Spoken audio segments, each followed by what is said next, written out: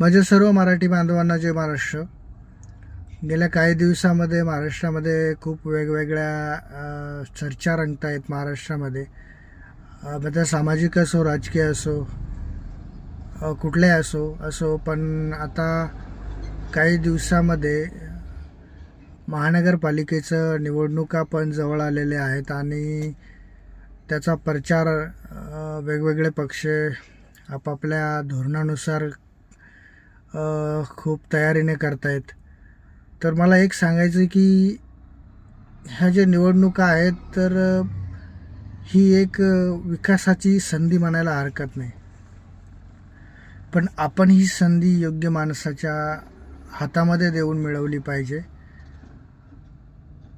पक्ष येत आहेत जात आहेत, पण सगळ्यात महत्त्वाचं म्हणजे आपल्या महाराष्ट्राचा, आपल्या देशाचा, आपल्या राज्यामधले प्रत्येक गावाचा, शहरांचा विकास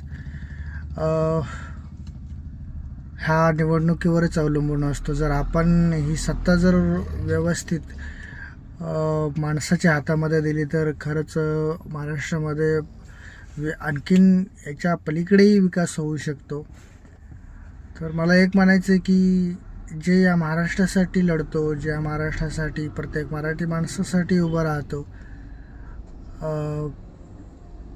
अशा लोकांना तुम्ही यावेळेस निवडून द्या. कारण आत्तापर्यंत आपण खूप वेगवेगळ्या पक्षाच्या हातामध्ये या महाराष्ट्राची धुरा सोपवलेली आहे, पण प्रगती पाहावी तितकी शक्य नाही होत. तर हा जो चान्स आहे, ही जी संधी आहे, ती तुम्ही मागची परिस्थिती बघून तुम्ही या संधीचं योग्य त्या माणसाला मतदान करून, योग्य त्या पक्षाला मतदान करून ही संधी तुम्ही मिळवून घेतान अशी मी अपेक्षा करतो.